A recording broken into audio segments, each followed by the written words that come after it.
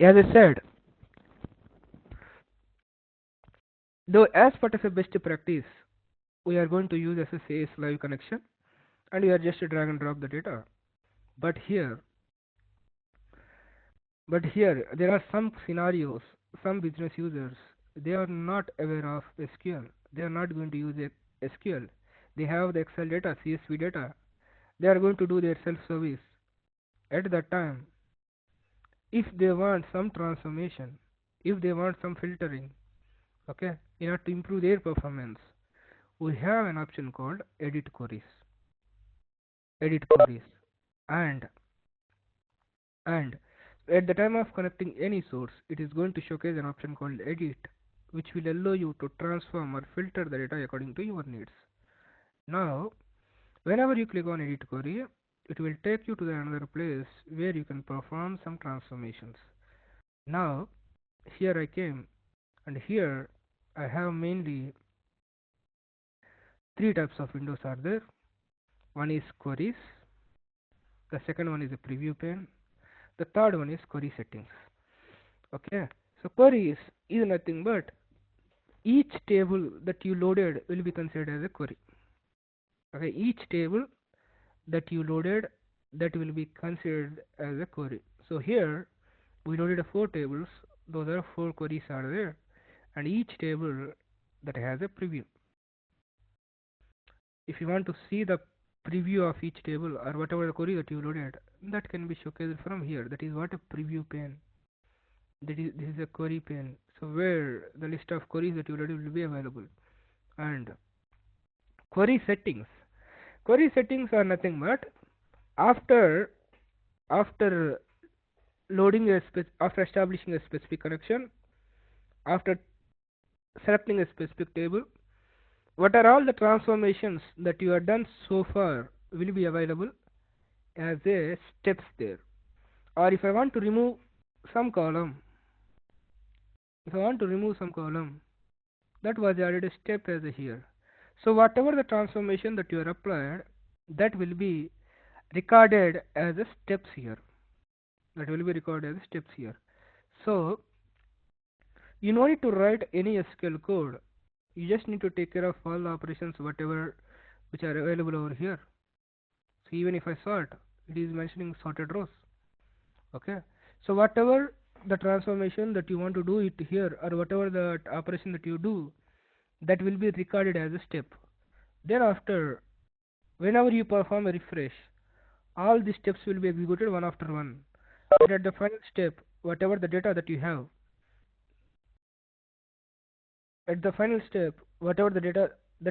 that will be displayed to you, that will be loaded to you.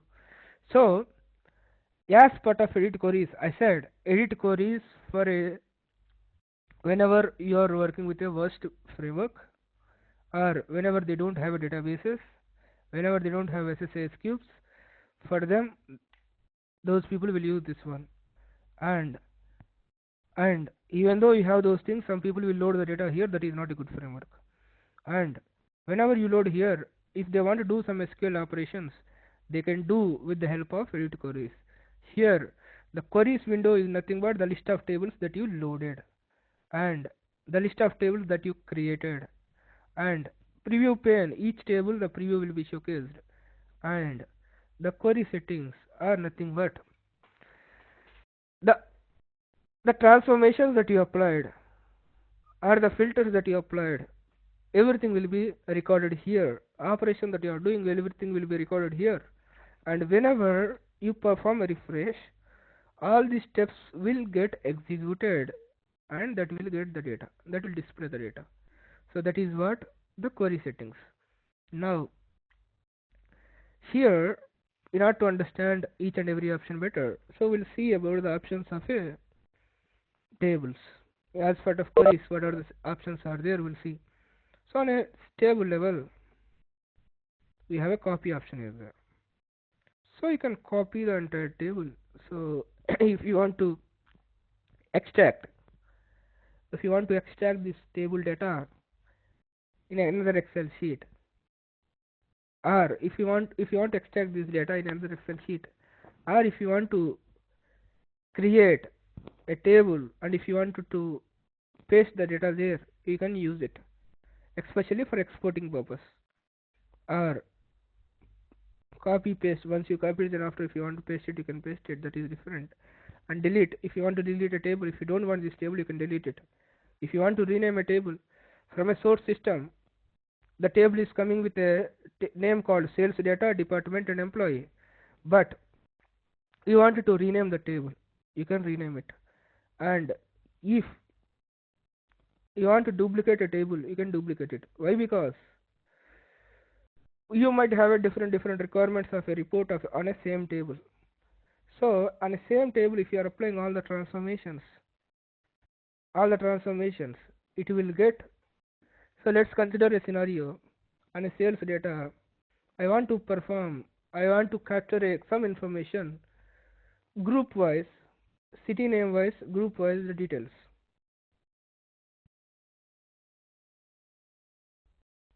City name wise,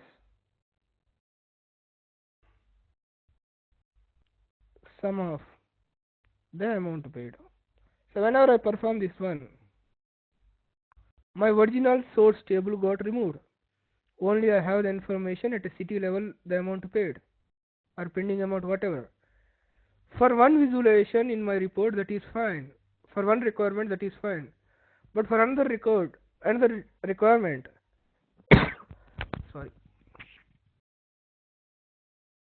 for another requirement, I have the complete data. Where is the data? That data was removed. So as part of your report requirement, you need to prepare different data sets at different granularities. In that context, if you modify your source table, you cannot work with other visualizations. So in that context, what we are going to do is we are going to duplicate it. We are going to duplicate it, and you are going to do whatever you want here. You can be aggregate at a book level, city level, month level, whatever the level, you can aggregate it, or you can do transformation whatever you want. On the other hand, if I need to do any other transformation on entire report level or data level, I have the same table available. I will create from there. So duplicate, you can make it. And reference is nothing but whenever you want to perform a joins, especially whenever you are working with the hierarchical data, the self joins whenever you are going to perform. So in SQL, what you are going to say, where select a star from table name, where employee equal to E, join employee equal to M, you will mention the same table name, different instance names you are going to provide, different alias names. But here how you are going to mention whenever you are creating a joins, I cannot mention a same table with a different name, right? I need to physically or logically need to be available here. In that context, I am going to make a reference of it. Reference is nothing but it is not going to be a duplicate copy. It always point to that one, so that if I delete two other columns in a parent table, automatically this table also get deleted. So always those two will be sync. So whenever I want to perform a join also, there will not be any mismatches between those tables, right? So that is what reference. And move to a group, you can organize your tables as part of a groups, as part of a different folder structures. So at the time, we can create a new group. You can create a group,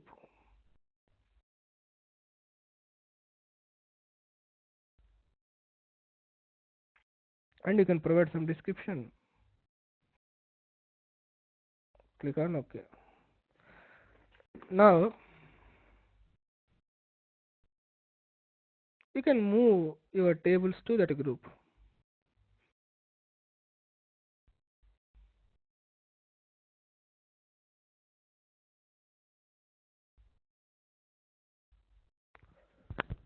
You can move to a group. So then after, like here, you can organize your tables with a proper folder structures, proper modules. You can organize. Then after, you can organize the tables in a group however you want, like move up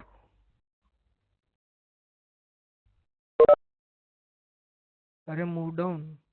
You can move up or move down your tables.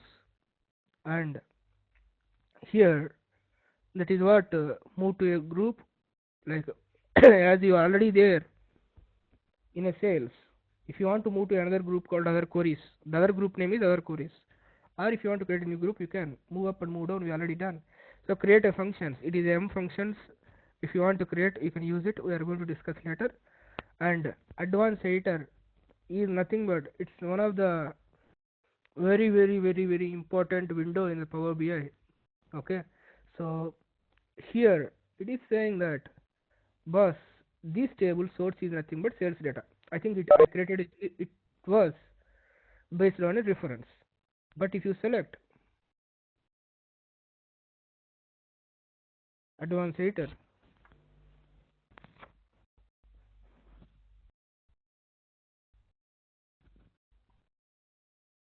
if you select advanced editor, here you can see from where you loaded that table.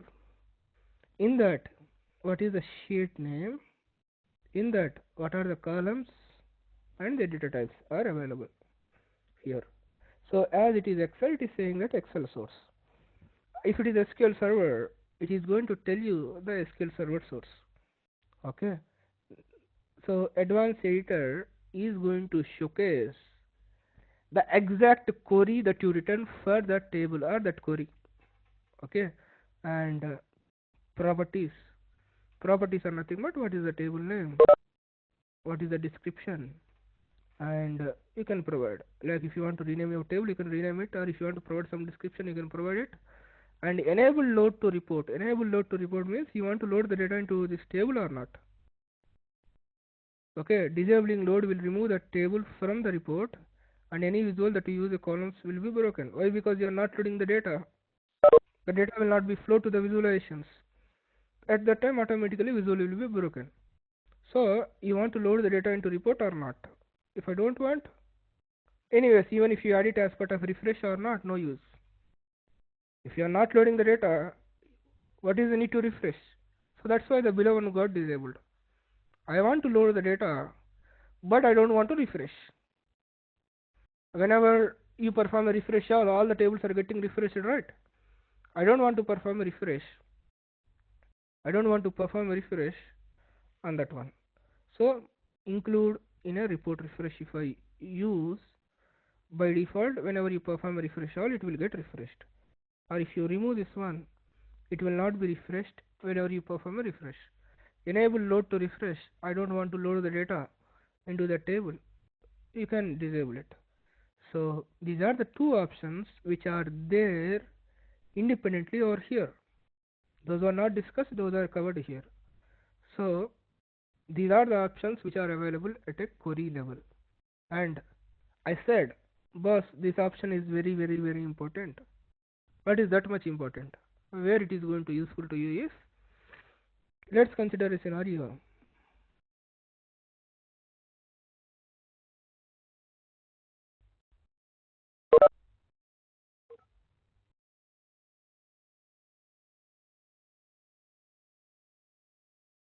People are still joining. Okay. So, Yes. Srinivas, Raghunath, go ahead. actually we lost the power here. So, can you please explain one more time? So, just like what you are explaining right now. You said So, you just like, now you rejoined now. yes. Okay, fine. So I'm repeating that one. So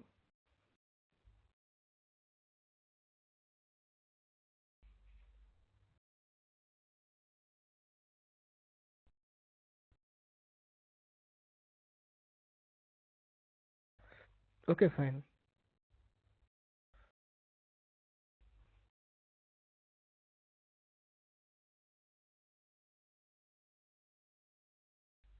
So the options which are available here, those are not so great, frankly. First of all, so let me revise them as early as possible. So copy and paste that, like if you want to delete a table, you can delete. If you want to rename a table, you can rename it.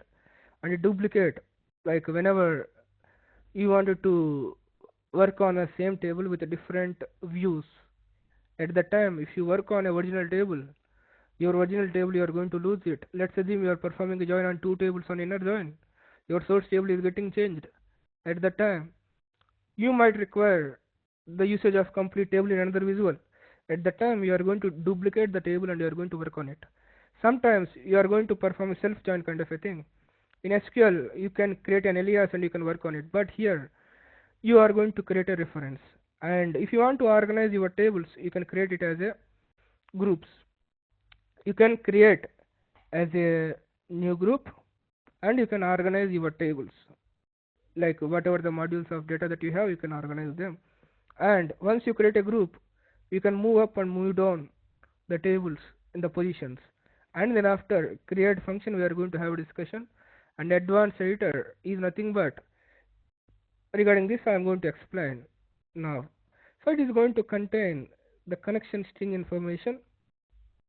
The connection string information is nothing but, generally you know about a connection string. Connection string refers what is the database and what is the server. But here it is going to refer the connection about the table. For the table, that table was loaded with what query. That query will be available here. Okay. So here, understand a scenario. Understand a scenario that there are two versions are here. One developer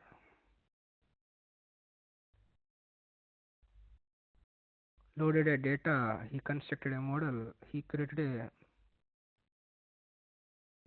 a reports, he shared with the users. Everything is fine. It is working fine. You joined in that company. That fellow left or that fellow given a handover to you regarding that Power BI.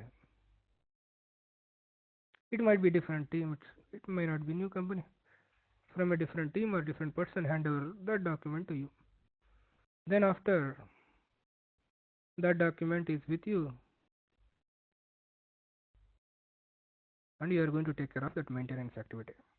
You don't know much about that like domain and logics and everything. You know Power BI and you have that report. There was an issue came. This report contains almost 15 tables and 3 different connections. 15 tables, let's assume we have 3 different connections we have. There was one production issue came. They are saying that the data is not matching or something else. There are some issues there. So what you need to understand, from where the measure is created, the first minimum basic thing. Okay, they will say that boss, this visual, this measure is representing a wrong data. Whenever they mention about it representing a wrong data, it represents a wrong data. So you will get to know what measure, which table, which table. Now we have some other questions will come into picture. You will get to know what is the measure, what is the table.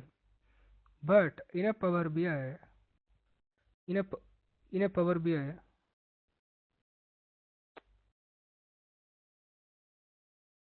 you are going to load 15 tables there from a 3 connections. You will get to know that boss, from this table I have that measure and dimension. How do you know that this table is coming from a which connection? You don't need anything, you recently moved to there. You don't know that that table was loaded from which connection. You want to know from where you will get to know that one. That is the first point. That you can get from somewhere else, no need to worry at all.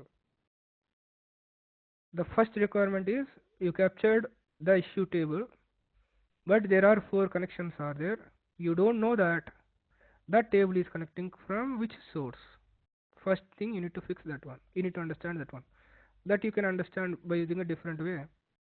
You found that that was connected from a source called to.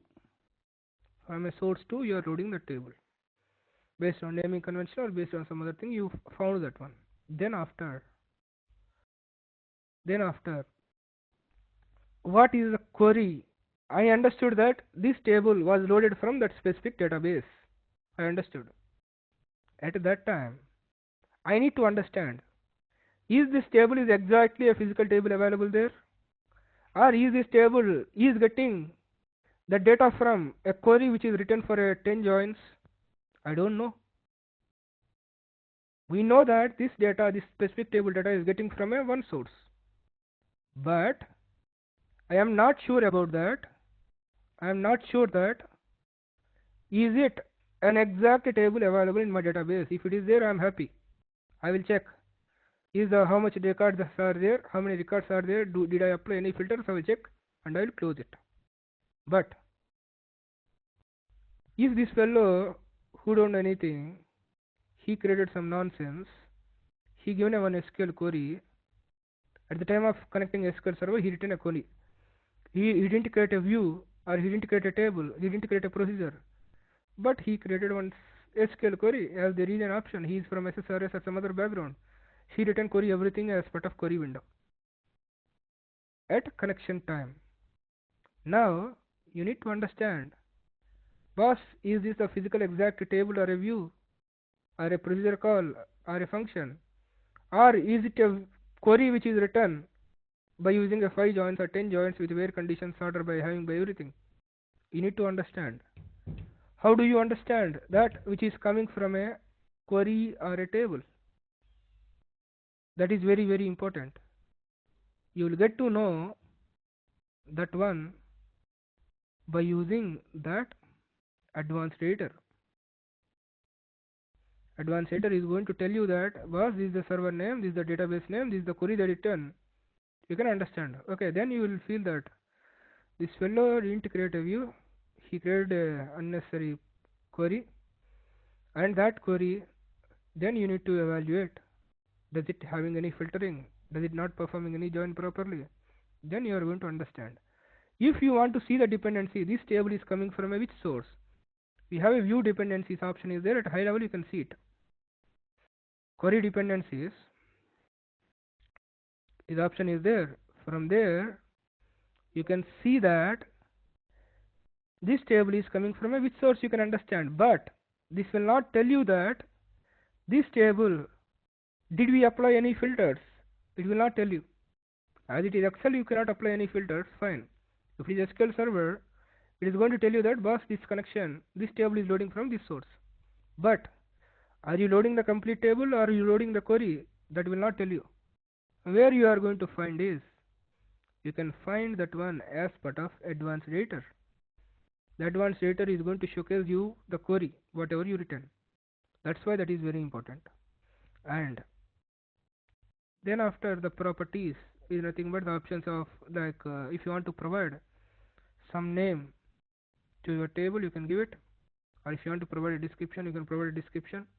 And enable load to report. If you want to load the data, if you want to load the data in a report, you can enable it. Or if you don't want to load the data for the table, you can disable the data load. Whenever you disable the data load, which will not mean that I don't want to load the data, right? Then what is the need to add as part of refresh list?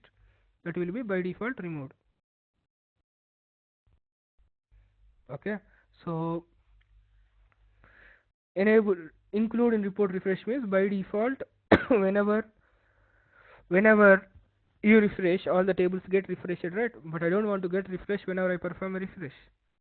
You can exclude from a refresh. Okay, I know that my dimensions are not going to change, my dimensions are fixed. At that time, what is the need for each and every time to refresh all the dimensions? I know that only the facts are going to change.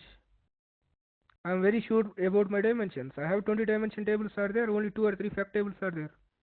What is the need to what is the need to refresh 20 dimensions each and every time? What is the need to refresh the date dimension each and every time? If I am confident or if I am aware of everything, I can disable the load, so that the refresh will happen first. So if you don't want, you can remove from the refresh, one time refresh. Those are the options which are available at a table level of the queries. And at a column level, you have some options are there. So here, copy, if you want to copy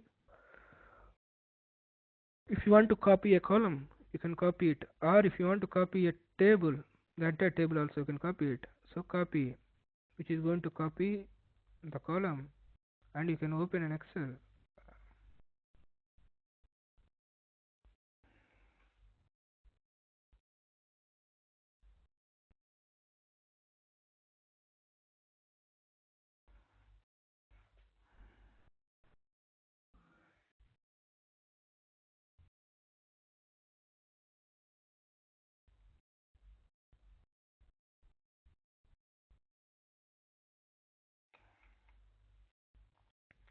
So if you want to paste it or if you want to extract it, Power BI is not telling that boss I am supporting extract, but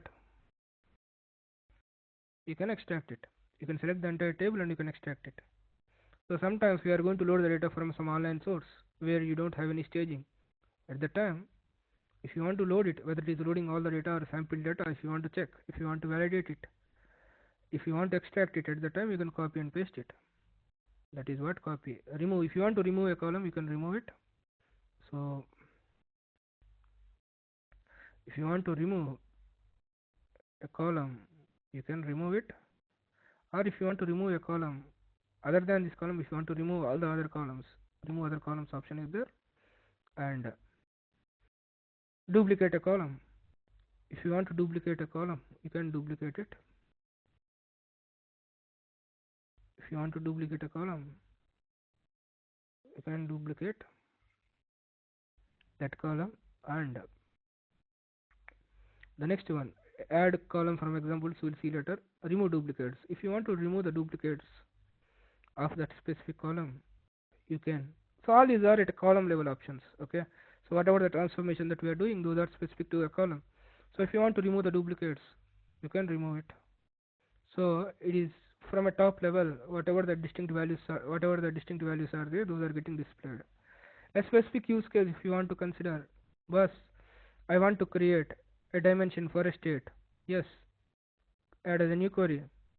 I have a new table is there. I will give a name called state or state dimension. To dim state I will provide. Here I have duplicates are there. I need to remove the duplicates. I have a state dimension. I have a city dimension. I have book name dimension. Then after I have fact table, I will create a relationship. So we are going to make it. So use case you will get like whenever you are working with one or two requirements. But the option like remove duplicates on this column, if you have any duplicates, those will be removed. And remove duplicates and remove errors. If there are any errors are there, those will get removed. Okay, so if I have any errors are there, that will get removed. So now if I have any errors means the logical errors. Okay, logical errors are nothing but like whenever you are writing your measure or whenever you are writing a new column concept. So if your DAX expression is wrong, it is going to say at the time itself, before execution itself, it will tell you if your query is wrong. But sometimes at that time, at that context, that will works fine. But whenever the data changes, because you not handle that exceptions properly, that will fail. That will fail. So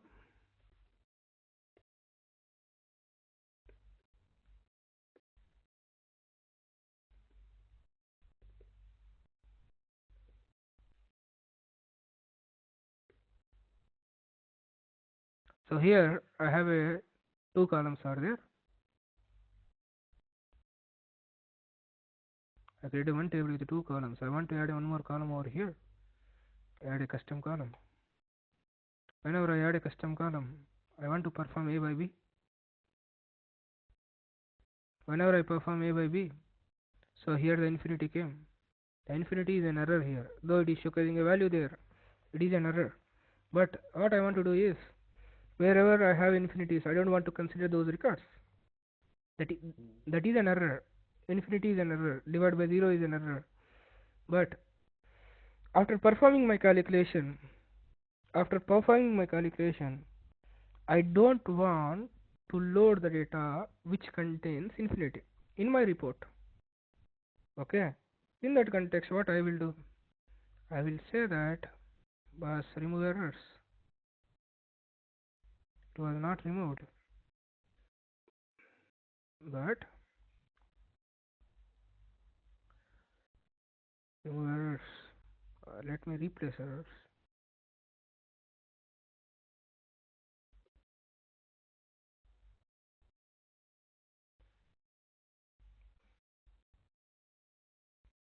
Infinity. 1 second.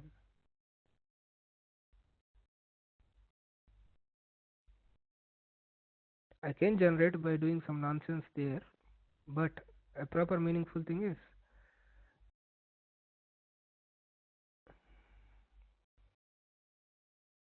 1 second.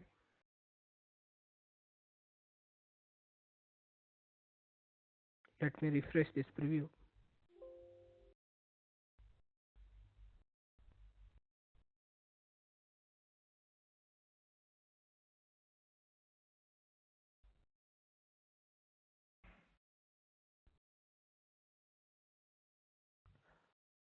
Let me do something. So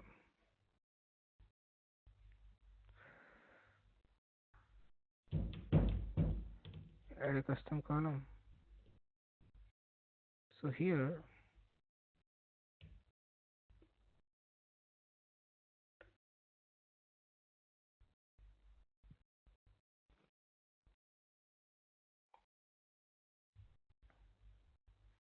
infinity is not taking as an error here. Fine, we'll check this context later, but let me create another one.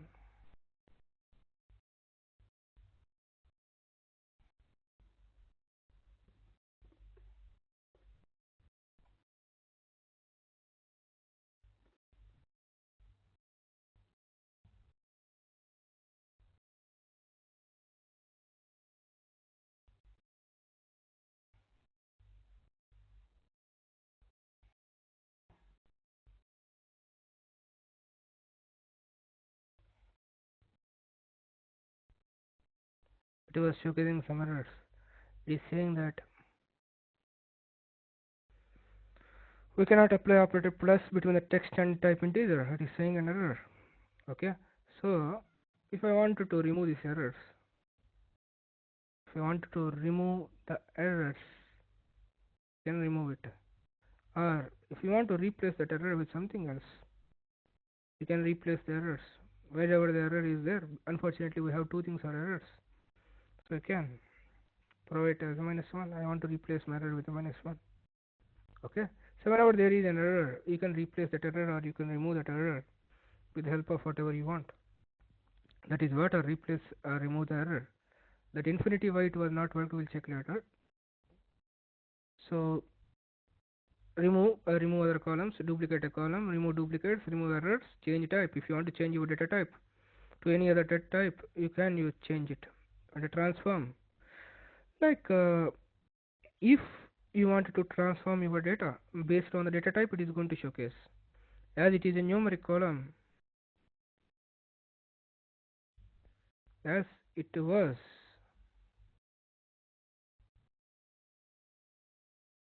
a numeric column, let me remove some records from this table.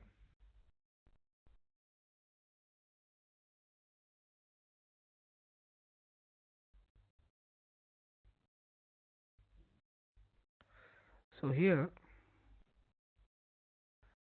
if I want to like change type, I said based on the data type. If you want to change the data, change into other data type, you can change it. And a transform, if you want to transform into uppercase or lowercase, or if you want to find the length, or if you want to remove the spaces which you are getting, or if you are having multi-word values, you want to capitalize each word first letter. If you want to capitalize, you can capitalize it. So that is up to the requirement based on the data type of a column. It is going to convert into JSON, going to convert into Excel format. Or if you want to trim, if you want to lowercase, uppercase, capitalize, length, everything you can make it. As it is a string column, and as it is a numeric column, it is having another options. Round. You have a round, round up, round down is there. Round up and round down is nothing but ceiling and a floor in your SQL server, which is going to the next number or a previous number. Round is nothing but if you want to round it to a specific number of decimals, you can round it. Okay, and a absolute value, if you want to represent a negative value with respect to positive, it is going to give the positive value of a given number. Okay, sometimes in a live environment, even though you have a negative value, you should not represent the value with a minus. You are going to display some symbol and you are going to represent the value. How you are going to achieve that one? For a negative value, you are going to represent with a red, or you are going to represent with some flag, but you should not represent minus. In that context, what you are going to do is you are going to use two methods. One is for absolute, which will represent a positive value of a given number. Second one is for a KPI, which will consider whether it is a negative or positive, and it is going to generate a symbol. So absolute, that is one of the use case. Okay, so absolute is nothing but it is going to give the positive value of a given number. Factorial, if you want to calculate a factorial of a given number, or if you want to find the logarithm with a base 10 or base e, or if you want to calculate the power n to the power of m a square of a given number, a cube of a given number, you can calculate. So these are the basic things. That's why I'm not showcasing. Like if you want 800 square, the square or cube of a given number, you can calculate this. So text, if it is available in the text format, these are the transformations. Sometimes your numbers also can be of type text, right? You can be represented in the form of a text. In that scenario, if you wanted to find a length, or if you other things will not apply here, or a clean or a trim, if you want to get that one, you can use these text transformations. Replace value. I want to replace a value, a character with any other character in the same column, or if I want to replace a value with another value,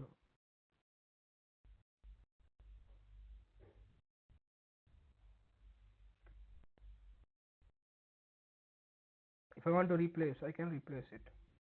And if I want to replace a character with any other character, I can replace. So there I have the basic and advanced option is there. Advanced means based on the case sensitivity. Match entire cell context and replace using a special characters. Like that is regular expressions. If you want to use any regular expressions, you can use it. And replace errors. If you have any error, you can replace that value with any other value. Okay. So whatever the calculation that I made previously, some textual value with a numeric value, there are some times which are going to get success. But whenever you refresh, at that time that is going to reevaluate. Whenever your source system send a new values, but that new values it might or it might not work for that expression. At that time, as part of a next step, you can perform a replace a value with some further flag. Okay, so that can be represented in different way, or that can be removed. That is what replace errors. And and the next one is split a column. Split a column into multiple columns based on number of characters. So for each and every 3 characters, I want to generate a multiple columns. You can see for each and every 3 characters, it was a new column was generated, and the other columns were getting displayed. And in the same way, boss, I don't want that many number of columns. I want only first three characters in one column, remaining all in another column I require. This is that one. Or if I want last three characters as one column and first all the characters in another column. Okay. So if you want to split a column into multiple columns, you can based on delimiter or based on number of characters. I showcased based on number of characters. It has three options, that leftmost, rightmost, repeatedly. Leftmost means first n number of characters will be one column, remaining all in another column. Rightmost means right n number of characters in one column, before that all are in another column. And repeatedly for each and every three characters will be separated in another column. And here you have an option called advanced. Advanced option is there. What do you mean by advanced? Instead of generating a new column, generate a rows. Okay. So on last three characters as a separate column generated, right? I don't want a new column, I want to generate a new rows. At that time what will happen? Now you have how many records? 32 records. It is generating a two columns, you understood. So 32 into 2, 64 records you are going to get. Instead of generating a column, you got another row you have got. Okay. So that is what advanced option there. And on the other hand, that is what number of delimiters, number of characters as a delimiter. The next thing one is